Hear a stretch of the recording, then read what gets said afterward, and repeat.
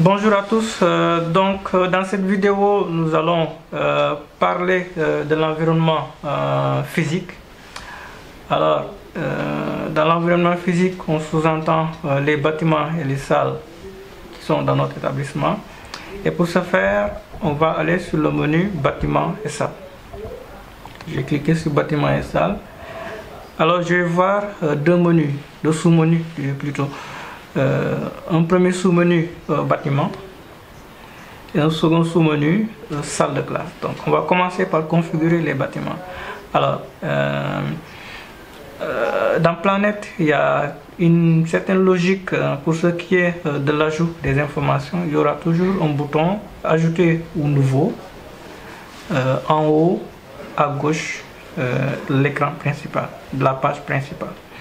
Donc si je veux ajouter un bâtiment, alors donc dans notre configuration on va supposer que notre établissement a deux bâtiments, un laboratoire et un bloc administratif. On va les ajouter. Donc le premier champ nous renseigne sur le type de bâtiment. Alors il y a bâtiment physique et virtuel, donc il faudrait qu'on comprenne aussi la notion de type de bâtiment physique et de type de bâtiment virtuel. Alors un bâtiment physique, c'est un bâtiment qui est là et qui va durer, n'est-ce pas, qui endure, etc. Même si il est construit en banco, mais le bâtiment est là et il va durer, n'est-ce pas. Les bâtiments virtuels, dans le premier cas ce sont les abris provisoires, n'est-ce pas. Dans d'autres cas, ce sont les bâtiments qui ne font pas partie du patrimoine de l'établissement. Donc c'est un bâtiment emprunté à l'extérieur de l'établissement. Donc ça, ce sont des bâtiments virtuels parce que nous ne faisons pas partie du patrimoine de l'établissement. Alors dans notre cas, on n'a que des bâtiments physiques. Donc j'ai sélectionné physique.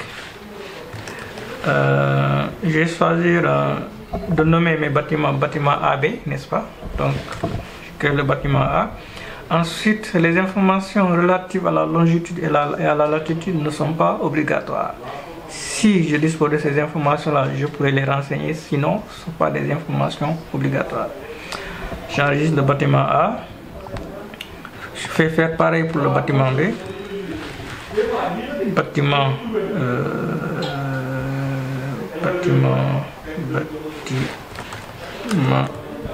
B. Ok. Je vais ajouter le laboratoire.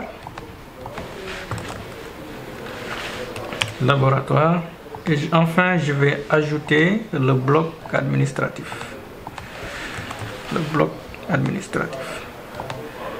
Donc là je viens d'ajouter les bâtiments, mais il reste un élément, le terrain d'EPS. Alors le terrain d'EPS, s'il fait partie du patrimoine de l'établissement, on va le configurer comme un bâtiment physique, parce que faisant partie du patrimoine de l'établissement. Si c'est un bâtiment, si c'est un terrain hors de l'établissement, à ce moment-là on pourra le considérer comme un bâtiment virtuel parce que nous ne faisons pas partie du patrimoine de l'établissement. Donc je vais mettre terrain EPS. Attention, si on n'ajoute pas le terrain, vous ne pouvez pas, lors de la planification des évaluations, ajouter le terrain d'EPS. Donc je vais ajouter le terrain EPS et je valide. Donc là finalement j'ai 5 bâtiments, 2 bâtiments AB, un laboratoire, le bloc administratif et le terrain d'EPS. Après la configuration des bâtiments, je vais aller à la configuration des salles de classe. Alors, les salles de classe sont dans des bâtiments. On ne peut pas créer une salle sans avoir au préalable créé les bâtiments. Alors, toujours dans la même logique, avec le bouton ajouter en haut à gauche. Donc, je vais sélectionner le type de bâtiment. Donc, dans chaque bâtiment, je vais créer une salle. Alors, le type de salle, donc ce sera une salle de classe. le libellé de la salle, je vais mettre salle 1. C'est la nomenclature la plus standard. Dans d'autres cas, vous pourrez nommer vos salles avec des noms de personnes, etc. Salle Thomas Sankara, salle Afrique, salle Océanie, salle Europe, etc., etc.